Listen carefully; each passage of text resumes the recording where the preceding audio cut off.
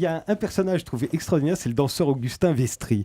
Et là, véritablement, il connaît ce que connaissent les stars d'aujourd'hui, mais il le connaît, lui, à 20 ans, 1779. Il est star et devient star à Londres. C'est un fils d'eux. Son père était déjà danseur, était déjà célèbre. Il aligne les conquêtes féminines. Toutes se retrouvent dans la presse. Il a un salaire de plus en plus élevé.